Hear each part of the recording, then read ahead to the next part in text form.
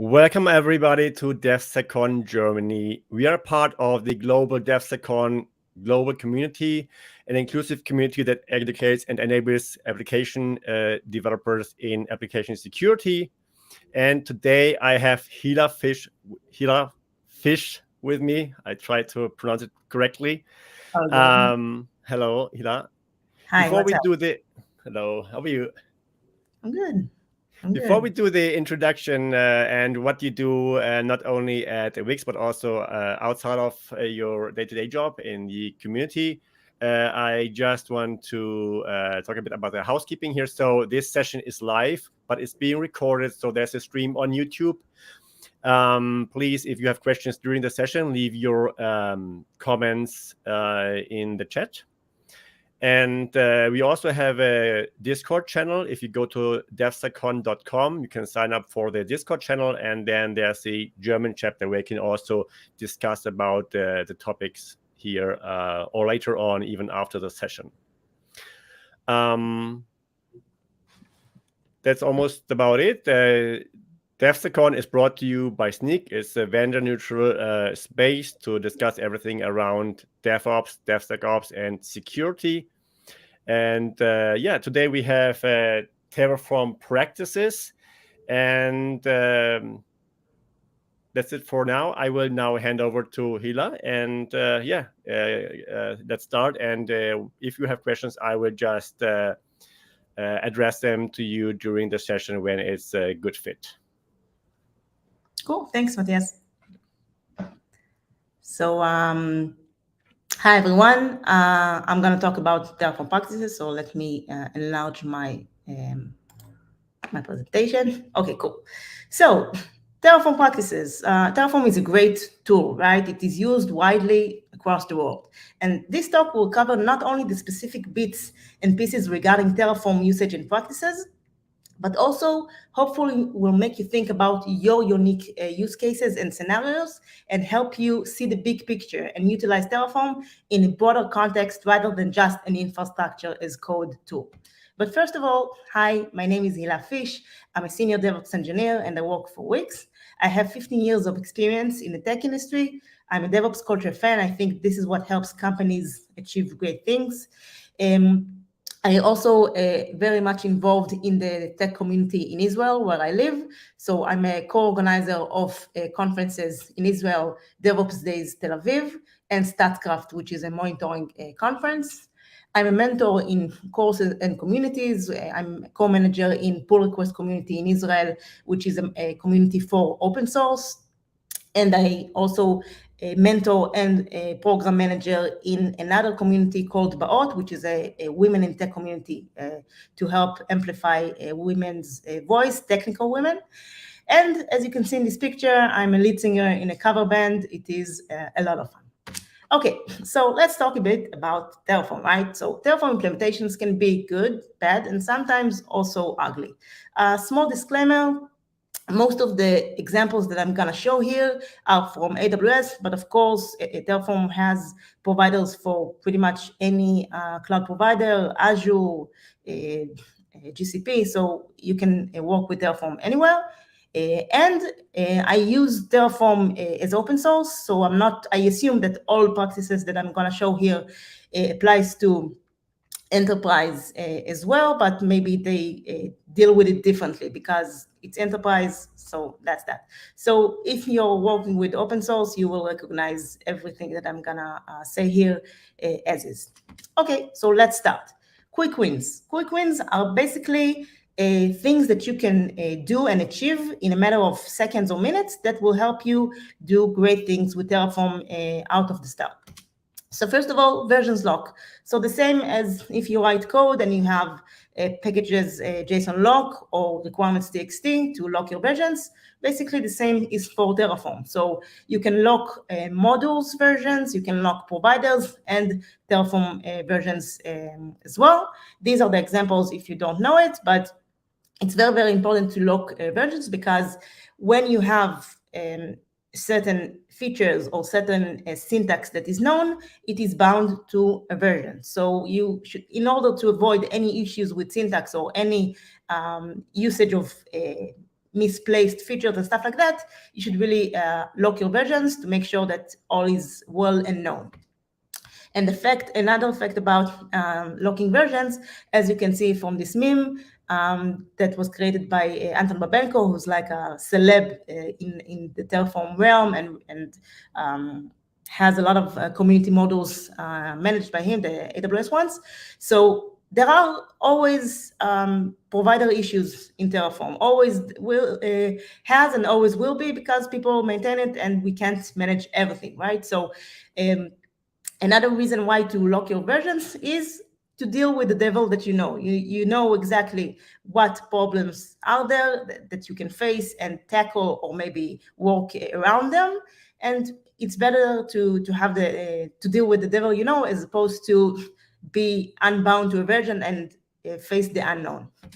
So to sum things up in regards to versions lock your modules, providers, and Terraform versions. This is the good practice to do.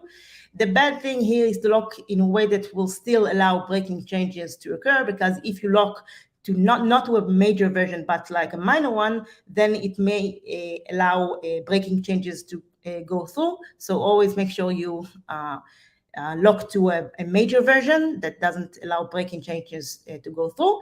And the other thing here really is to have no versions lock. Trust me, you will face syntax issues. The features will work funny. So always try to lock your versions as much as possible. The next quick win is tagging resources. So it is, in my opinion, and I think it's an opinion of a lot of others, it's a must implemented practice, because it allows you to filter your cloud provider expenses and sort them by tags to distinguish between resources.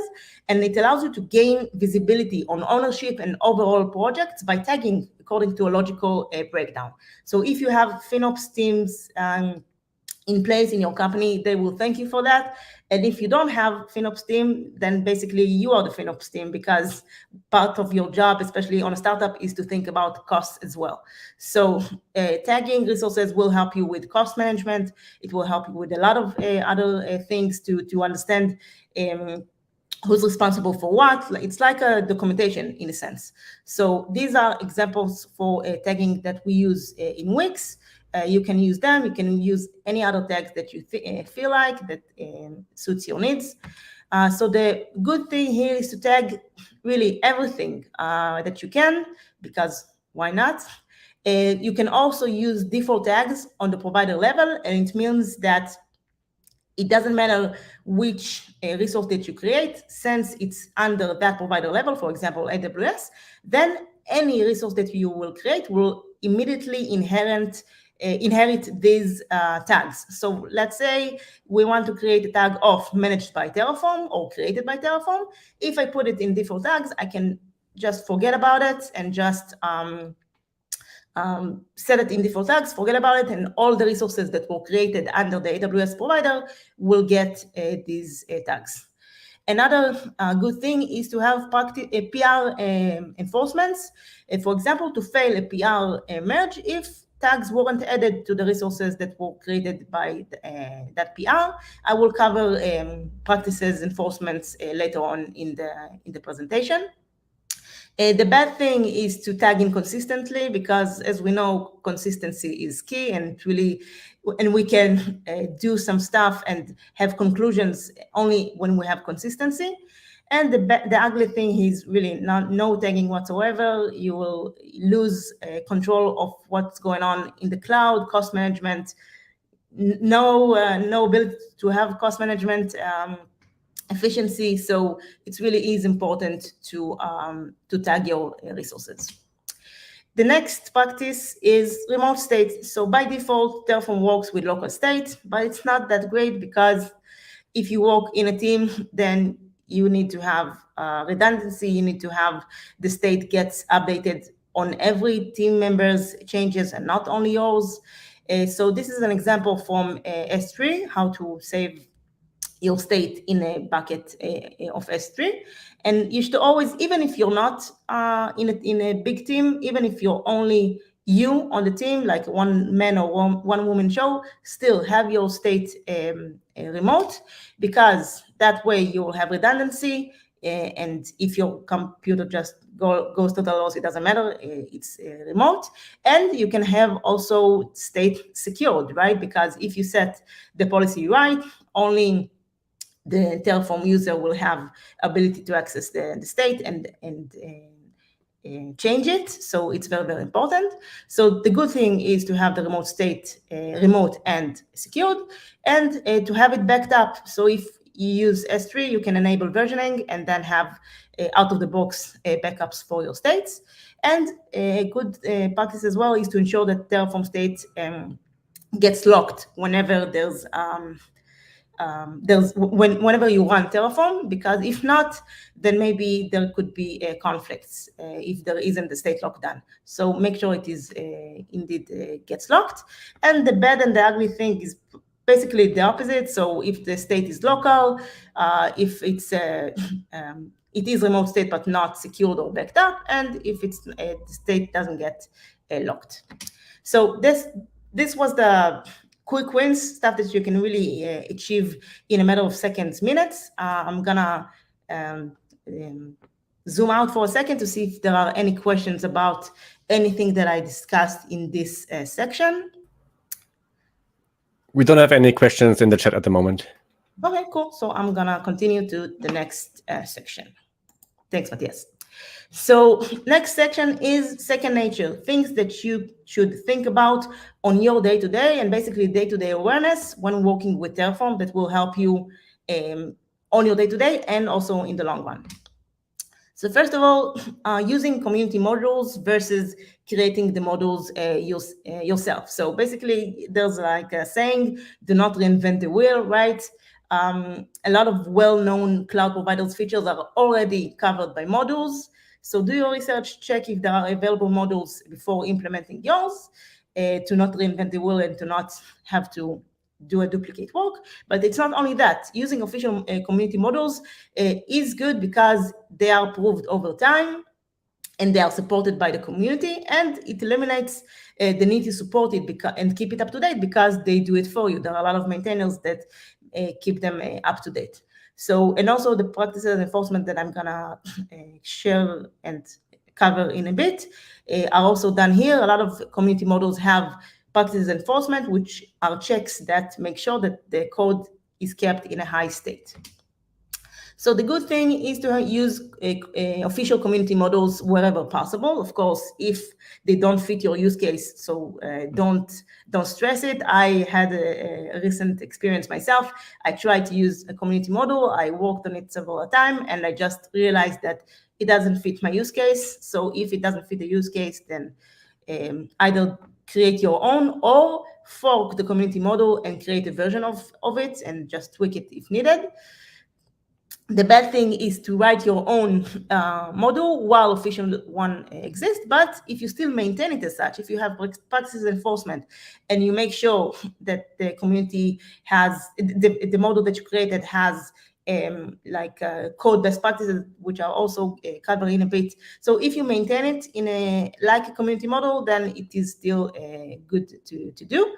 And using community model without a version lock, as I showed in the previous section, is also not that great.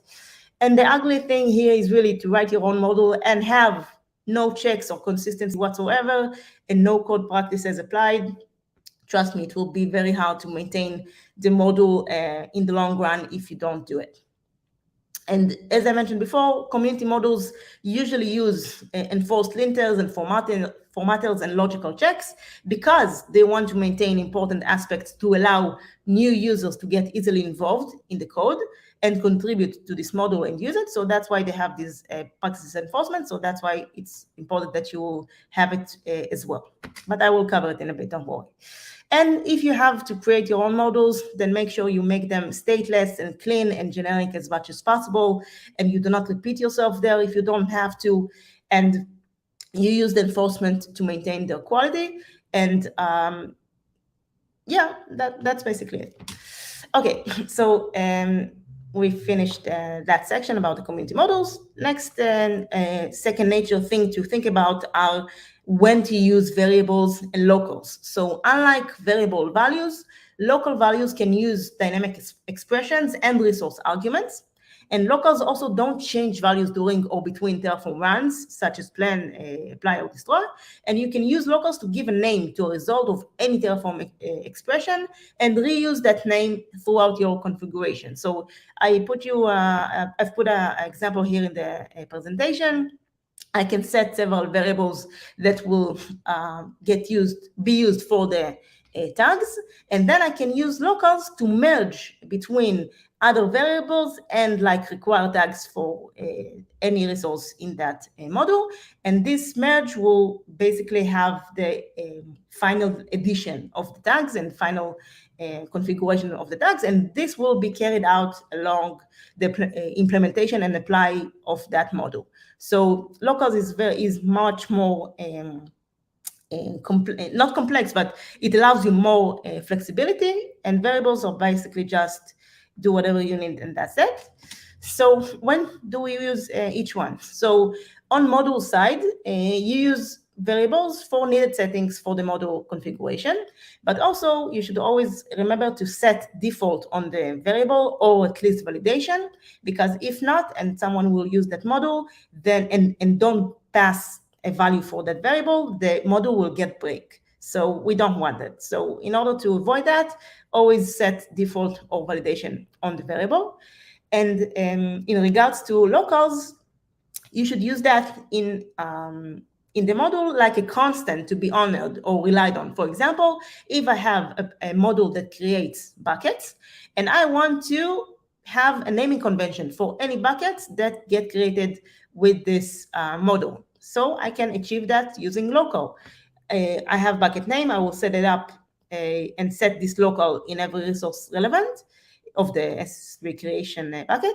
And then anyone that uses this model is bound to that local because it is local, and it can't pass around any other names. And that way you keep this practice of we want to have all of our buckets with the same name convention, right? So that's in regards to locals in models. In live side, and when I say live, is where you call the models, right? Because models are just a logical unit with resources, but live is when you actually call the models and implement them. So on the live side, if you use variables once, you can just set the default on the variable. But if it's used per region or stuff like that, then you should really use tfvals file. And in regards to locals, you should avoid using locals if you don't really need to. And you should use data sources to pass their outputs to the model. And basically, live should really kept as simple as possible, a little to no logic, again, as much as possible, and only call modules because most of the logic should be done on the modules side. So to sum things up in regards to variables and locals, use tfvals whenever necessary and possible. Utilize environment variables, because if you have environment variables, you can just use them instead of creating new variables that you need to maintain later on. And use locals to de-hard code names and tags and etc., which are set only once, or to decrease code repeatability. And keep things generic as much as possible, because you don't want to be too much complex when you write code. It's also a code best practice, so which I will cover in a bit. The bad thing is to use multiple local blocks if not necessary, because it will be harder on your eyes to manage it. I mean, Terraform allows you to have multiple blocks, but if you don't really have to, then don't do it, because again, it will be harder to maintain it that way. And ignoring environment variables as well, it's not good, because that way it means that you need to create more variables in order to have your functionality. And the other thing here is to hard code values on variables, because variables are just that, they need to vary. So if you hard code values whenever you don't need to, then it could be also an ugly thing. Okay, the next thing is file structure. So when we build a module or when we build the live side folder, we can do basically whatever we want, because as you know, Terraform executes the Terraform files. It doesn't matter how many files, as long as there's a suffix of tf. But we need to have file structure for us, right? To have better logical arrangement and easy management. So we can take example from the community standard. So on the community standard is, we can see this structure. So main TF is where we keep the main logic of that model or the lifecycle, and then variables, data, and outputs. And if we have other stuff, other peripheral or complementary stuff, then we should keep it in separate files. So for example, if I have a model that creates a VM, the creation of the VM should be kept in main TF. But if I have load balancer stuff, configurations, or security groups, then I should separate them and in separate files. And also, if you created a model which is complex, or even if your lifecycle is pretty complex, you can, but this is basically more suitable for models. You can break down the models to have submodels. For example, AWS VPC model has a submodel of VPC endpoints, and also the EKS model has a submodel of creating of the node pools. So in order to have a lot of things all bundled up, and you don't want to maintain a very large variables file, right? So there is a very logical way to that you can use to break down models and have submodels, and it will help you in the long run to manage the model better, because again, we are human beings, we need to have readability.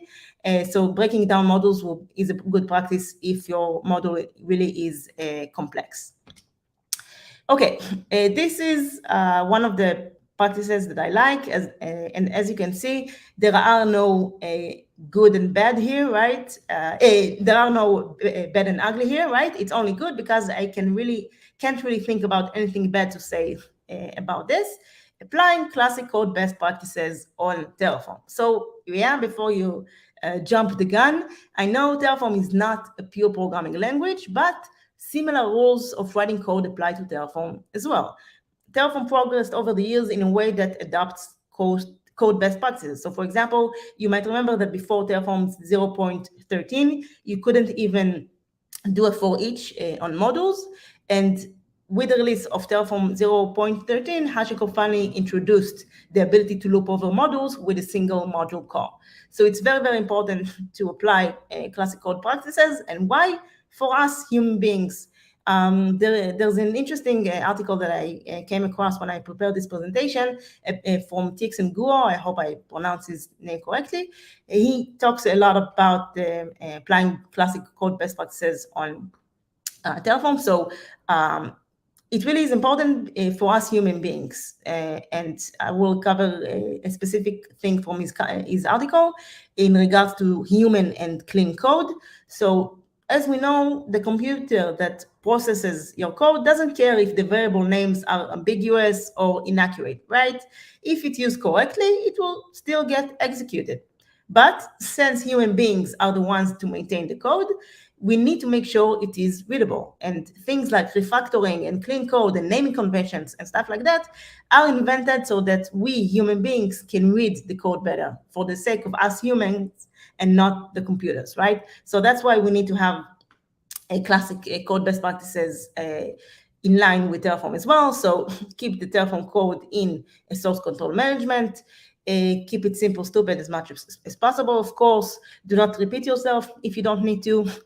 Keep the code idempotent, and also functional programming aspects and principles can be applied on Terraform as well. I know because I've seen it with developers that push code to our Terraform code base, so it is possible. So just please do it. Again, only good things to say about that. I can't think of any bad or ugly things to say about this.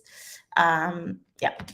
Okay, so before I move on to the last part of the presentation, let's see if we have any questions about anything that I covered until now.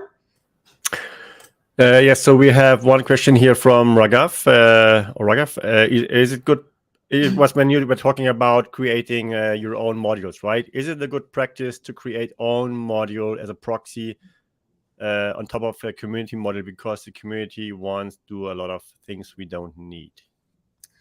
Okay, cool. So first of all, good question. Usually community models will have flags like, I don't want to create VPN gateway, so enable VPN gateway should be false or stuff like that. So usually a good community model will have flags and that you can either enable or disable as your need be. So if this is the case, then just take the community model and just disable the flags that you don't need to.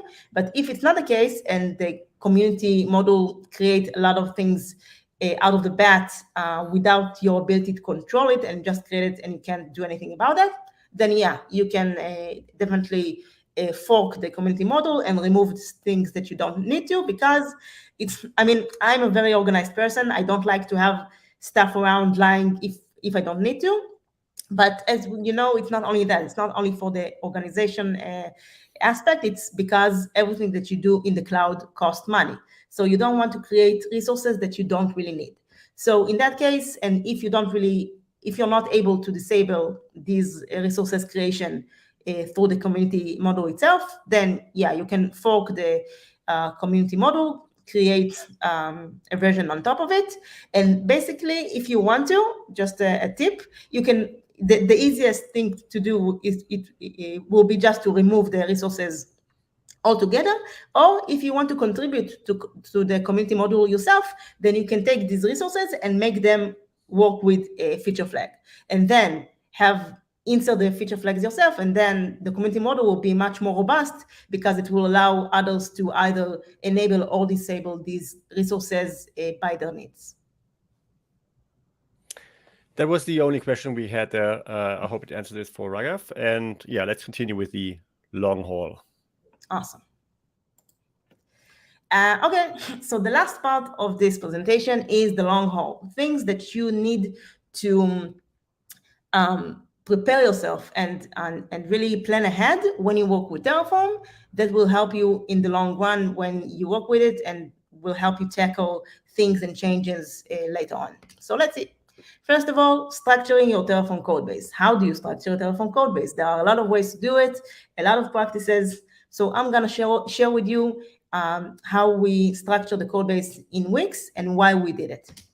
So this is the structure that we chose for our code base of Terraform. We start out with team, and then project, cloud provider, and region. This is how it looks like. So we have the live side where we call the models. We have the models. Under the models, we have all the models, nothing new here. But under the live, you will see this structure. So BI is the team, Airflow is the project, AWS is the cloud provider, and US East 1 is the region.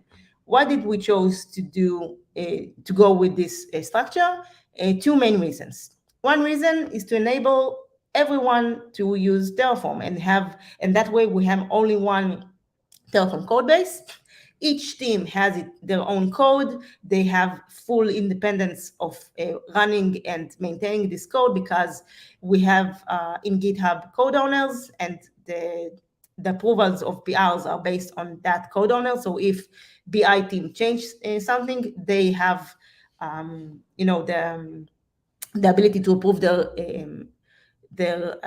code, and they don't need to wait for the platform team that manages Terraform as a whole to approve their PRs. But also, if I change something on modules level that a lot of other people use it, then code owners will kick in and will require a platform team approval as well, because they need to check that I didn't ruin anything, or because others use this model as well. So code owners and this structure of a team really helps us to enable Terraform as a platform and enable others in the company. And believe me, we have a very large company. Everyone uses Terraform in this code base, same code base, same structure, and it's very good because everyone can use it. Have organized code base, but still have independence for every team that uses Terraform. Another reason that we chose this structure is to have small state files. So for example, if you see in the structure, the state files is kept only on the US East 1 level, which means that it's state files only for Airflow project of BI in US East 1. So it's very, very specific. And why it's good to have a very specific and very small states, because Terraform creates a dependency tree when it runs. And sometimes we need to help Terraform create and build the tree better, because sometimes it's called big blast radius. If the state file is big, then Terraform could potentially create, and not potentially, I've seen it happen. It creates invalid dependencies, and then you will see a lot of cases where you changed a resource X, but then on the plan you see that Terraform decides to change resource Y. Why? I don't know, because of the invalid dependencies, even though there aren't really a good reason to it. So structuring the code base in this way, it's very, very good, because that way the state files are kept small, and then you avoid the big blast radius, and you help Terraform minimize the amount of dependencies that it creates to itself. So it's very, very good, because that way you have better flexibility and better control of what's going on, and you could be very much less afraid when you run Terraform, because you know that the blast radius will be much more smaller. So that's about the structuring of Terraform code base. I want to talk a bit about workspaces, because it's not really related to structuring the code base, but it is a feature that Terraform offers, so I want to cover it as well. So workspaces isolate their state. So if you run Terraform plan, Terraform will not see any existing state for this configuration for other workspaces, only for the workspace that you work for. So when you should use workspaces, when you have the same Terraform config, but different, let's say, customers, either AWS accounts or GCP projects. This is an example. And then each customer, basically they have the same Terraform config, but we want to isolate and separate between customers. So Workspace is a good implementation for that. And almost coupled with it is another usage for Workspaces is when you have the same service on different regions. So, and why did I say it's coupled? Because we have separate customers, right? A lot of customers. Each customer is a workspace of its own, but all customers need to use the same financial service, the same login service, right? So these financial login services could be also in workspaces, because we need login service in Europe, United States, and stuff like that. So this is about workspaces. Some notes about workspaces: you should really consider using Terraform wrapper when you work with workspaces to avoid human errors. And why? Because how do you work with workspaces? CLI, Terraform workspace select X. So if I forgot to do the select X, it's not good. I can potentially run destroy on a production instead of dev and stuff like that. So it's not good, and you have less visibility. And especially if you don't use the Terraform workspace built-in variable in your code, you don't even know that you have workspaces until you did Terraform workspaces list. And even so, I see that I have workspaces. It doesn't mean that they are in use. Okay, so you have a lot less visibility when working with workspaces.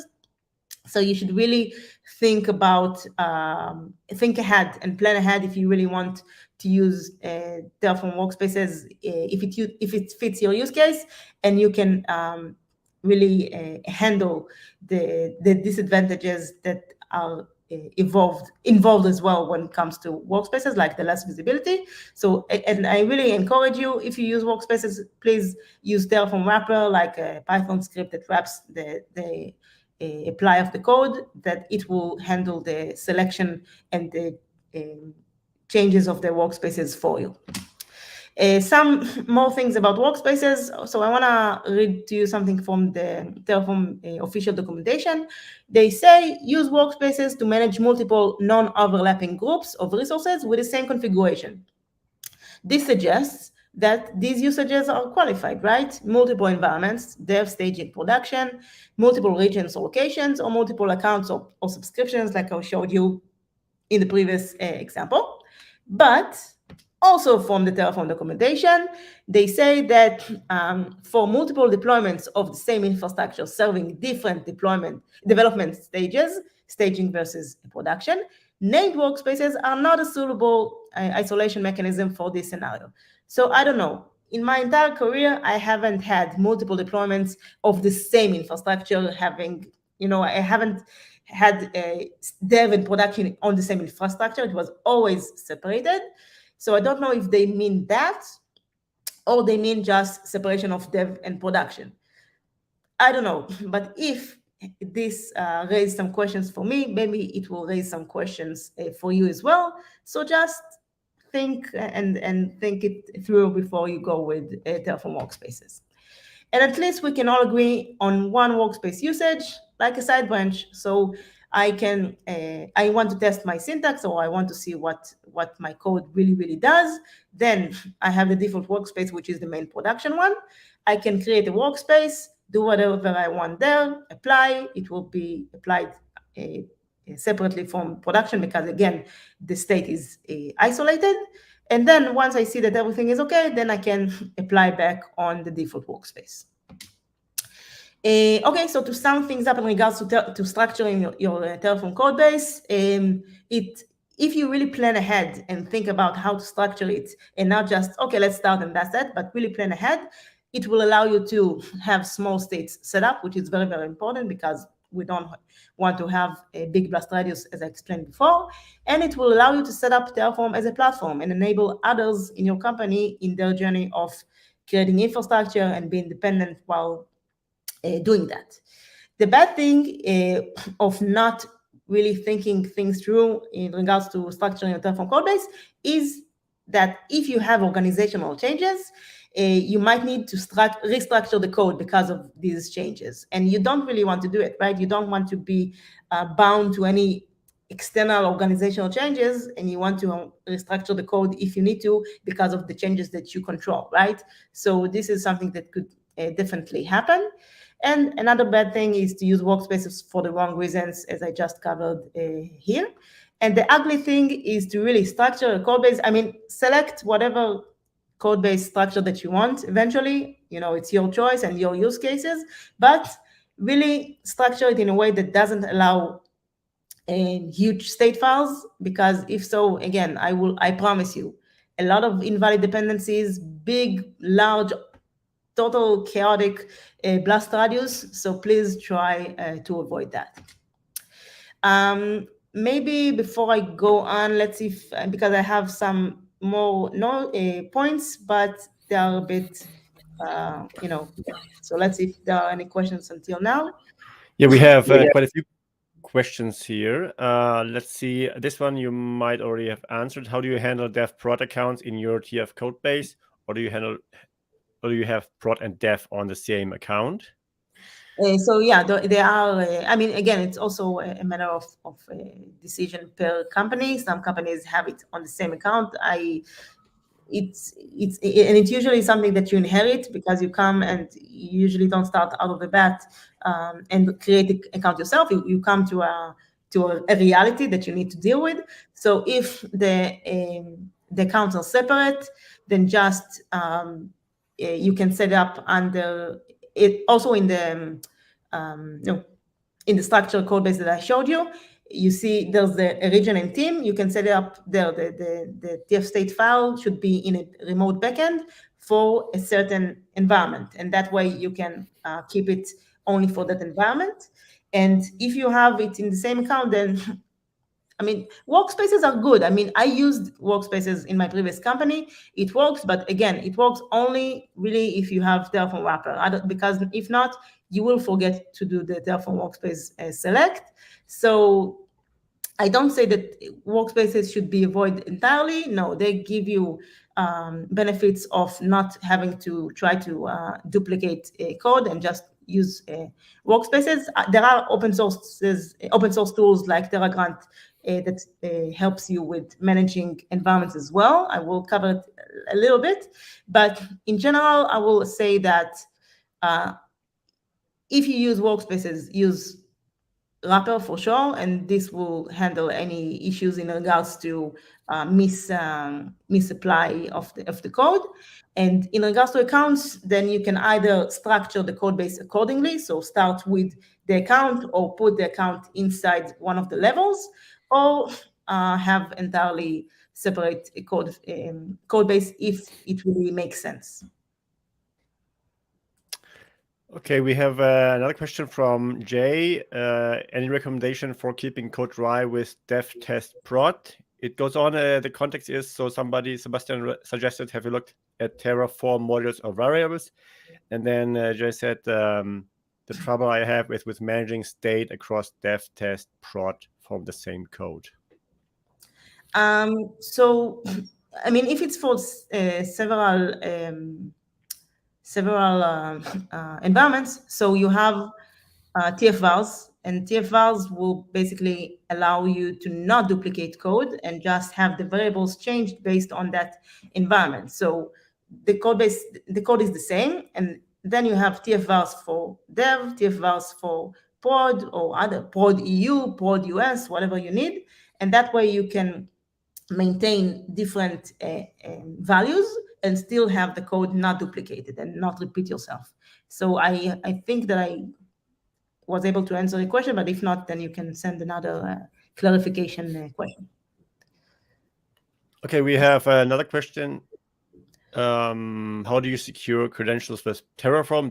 Let's see if we have something to add there, because we had some recommendations from Raghav. He said, as far as I know, Terraform doesn't have any feature of securing credentials, but you can check Vault or cloud provider services like AWS KMS, etc. to secure it, and then also make sure Terraform state should be protected.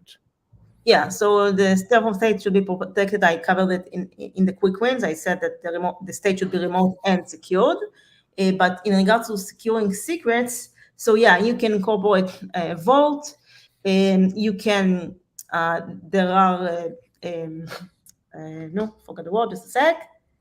Functions. There are functions in Terraform for a base 64 encryptions, so you can create a string and then encrypt it and then upload it to buckets. So there are several stuff that you can do, but based on the severity of that secret, if it's very, very important secret, then I would suggest to go with something more robust like Vault. Vault is good because first, it's also a tool from HashiCorp, which means that it will get coupled together with Terraform easily, because all of HashiCorp's products work well together.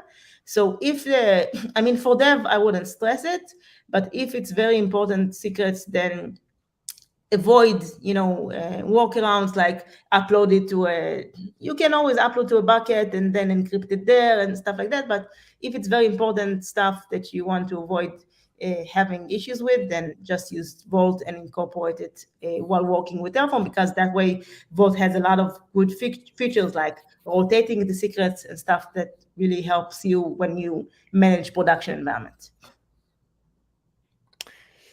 We have one more from John Eve.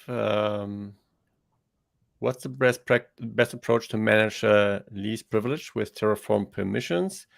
Because using admin policy for Terraform is not a good thing and make run multiple times Terraform until no permission error occurs a nightmare.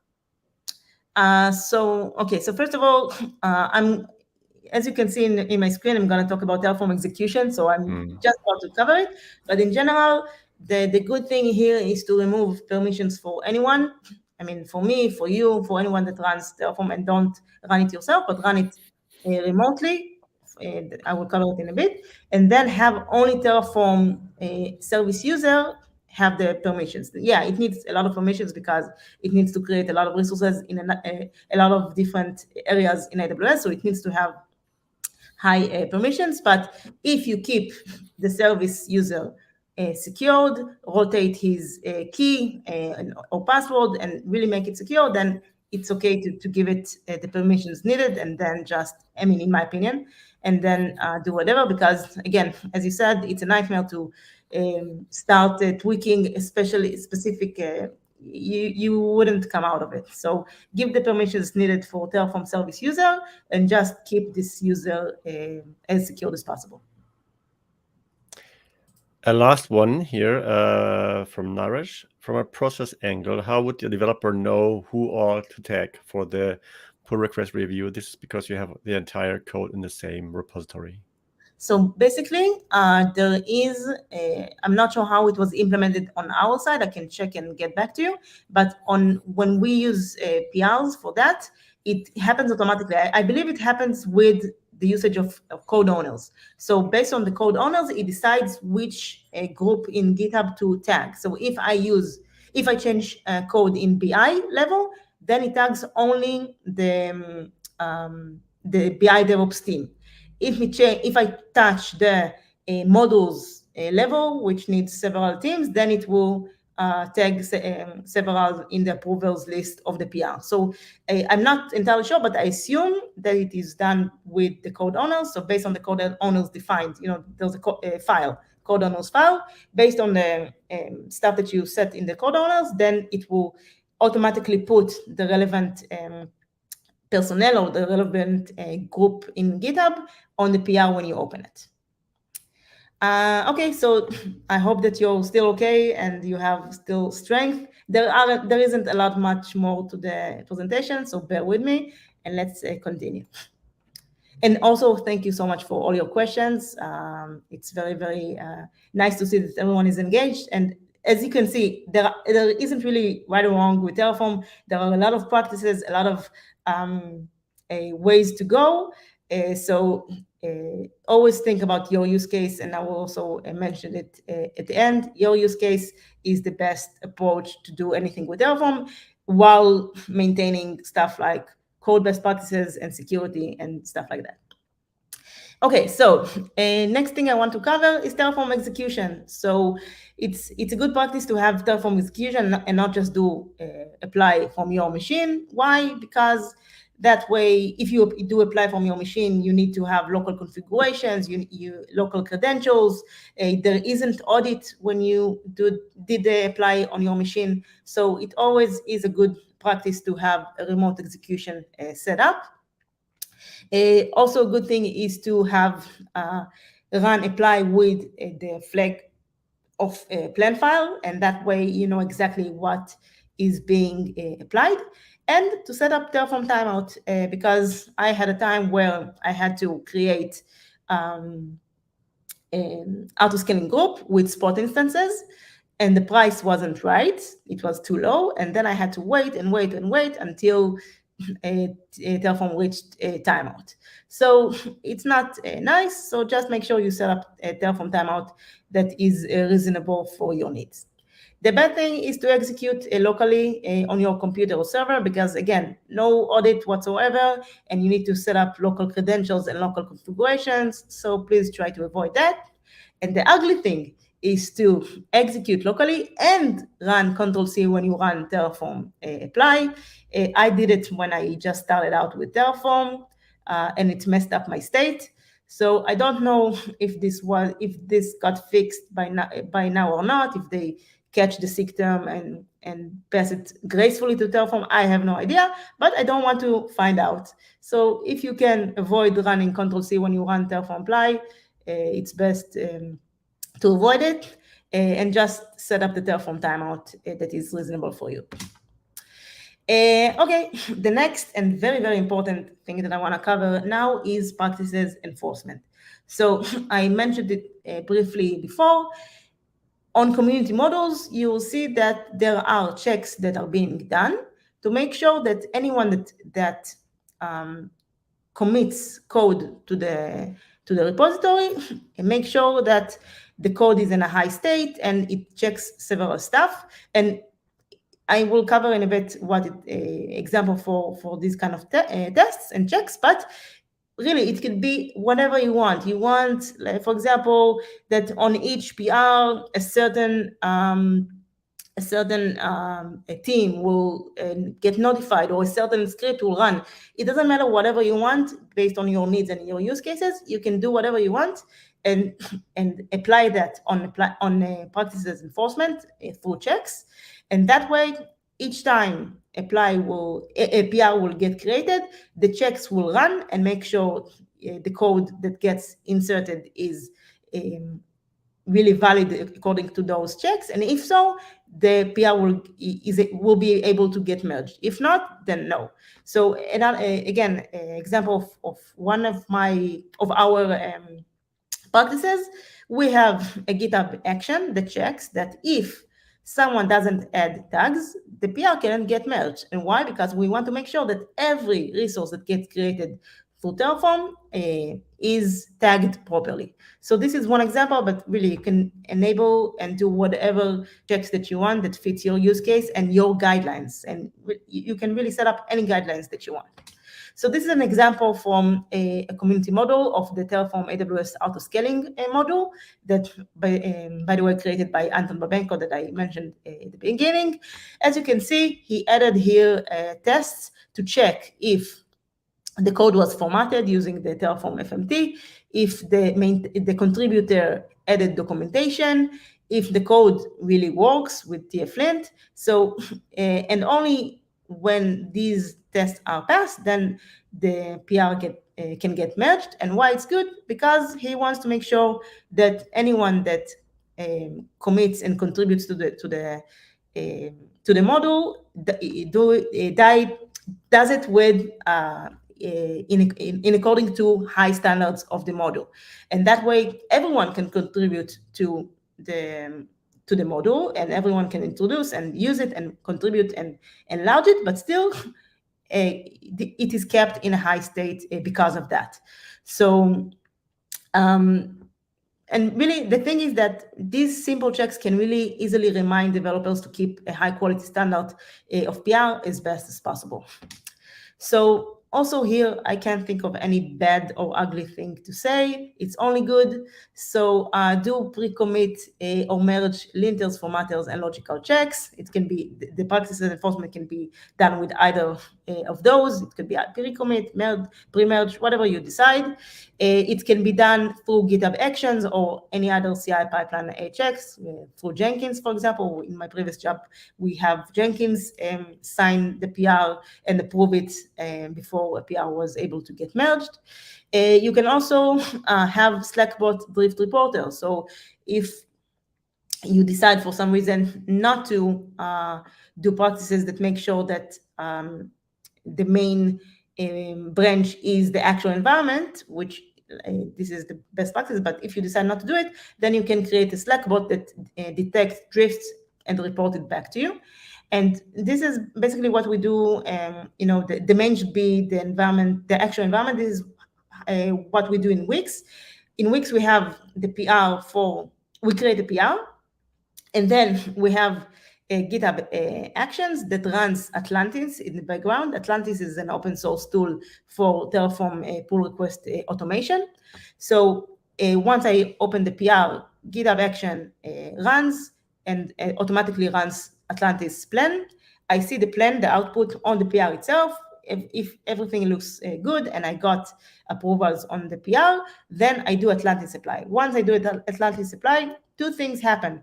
First, the code gets applied on the infrastructure itself, and the code gets merged. And this is good because that way we always assure that the main branch is our actual environment, and that way we avoid drifts as well.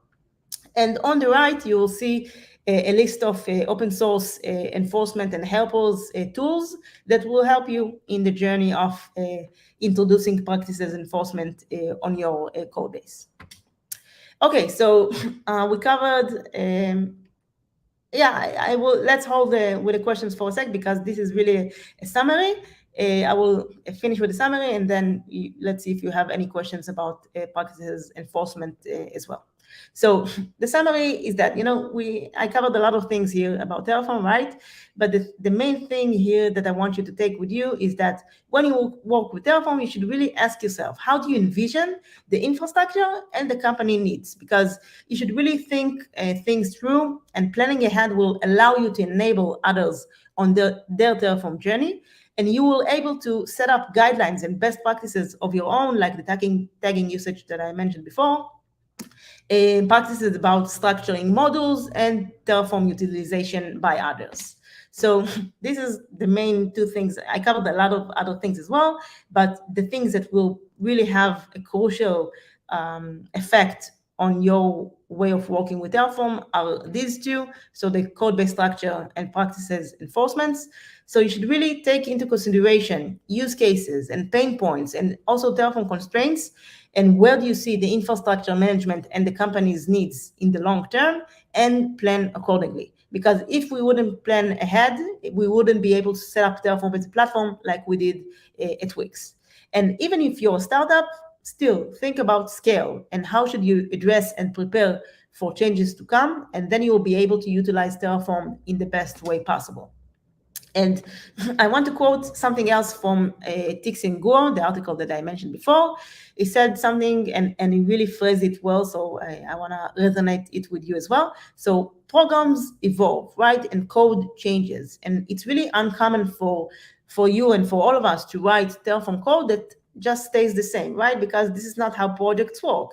If that was the case, then we wouldn't be even talking here about Terraform practices. All of us would just use it the same way, write the code, and continue with our lives. But we will always have projects, and because businesses want to improve, and changing from the current state to the next desired state is a project. So you should really think about how you structure Terraform code base and treat Terraform generally, because that way you'll be able to allow projects to evolve and get introduced. And by that, you will help your company improve and contribute to the company's success. And as you know, company success is eventually our success. So thank you. And now, if you have any other questions, I'll be more than happy to answer. Yeah, great. Thank you, Hila, for your talk. We have a question there, but also there was quite a good discussion or conversation going on in the chat already. So Naresh asked, how about some of the resources which are team agnostic? How do you handle those situations from the code structuring? So let me just complete the whole discussion, because Alexander there gave some advice. So let me see if you have something to add in the end. Naresh said, example, a single VPC shared across teams. So Alexander said, keep it in a separate TF repo, TF Cloud Workspace, and reference it by the VPC ID or data source. If you're on Terraform Cloud, you can place the VPC ID in the output and reference the output directly from another workspace. So Naresh was looking from the structuring perspective. VPC was just an example. There could be the need for observability team, the team to deploy some of their resources, which could be at the account region level. Deploy config lambdas, which enforce compliance checks at the account level. And then Alexander said it's the same if you have a shared resources, they should live outside the code using them.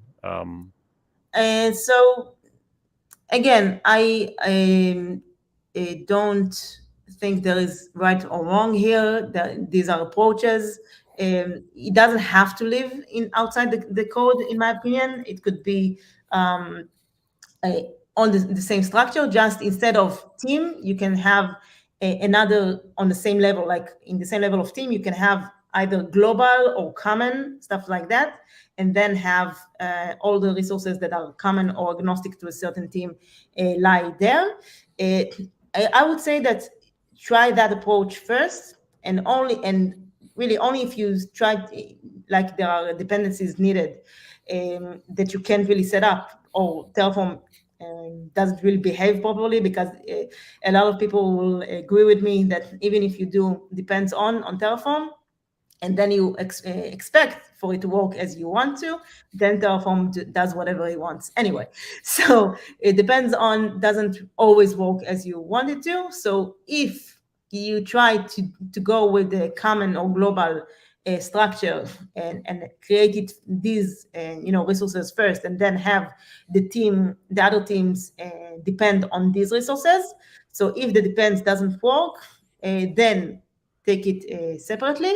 But if it does work, then I would just leave it there, because again, you will benefit from others be able to commit and contribute to this code. And also, if you have already practices enforcement like GitHub Actions on this repository, then you enjoy the benefits of those checks as well. So this is basically what I would do. I would first try to put it in the same structure, which depends on if needed, and only if it doesn't work and Terraform still have dependencies of its own and just ignores my depends on, then I will take it aside.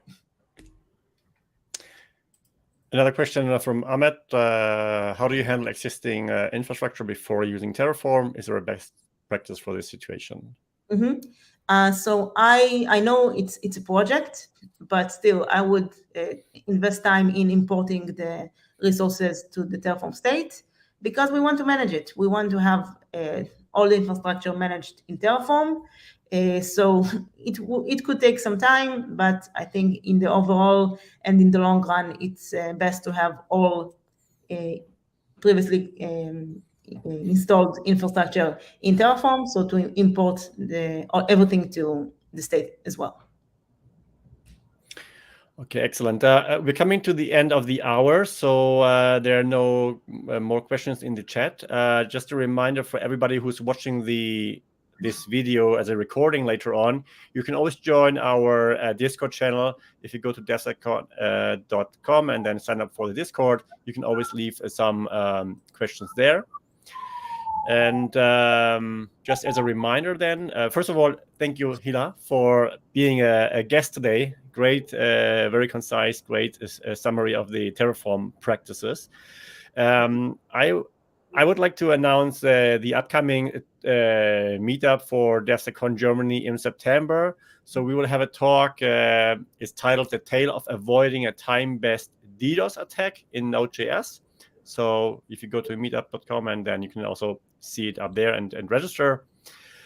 That's it for today. Thank you again, Hila, for being a guest today. And yeah, we have been DevSecCon Germany, an inclusive community for developers to be enabled all around application security.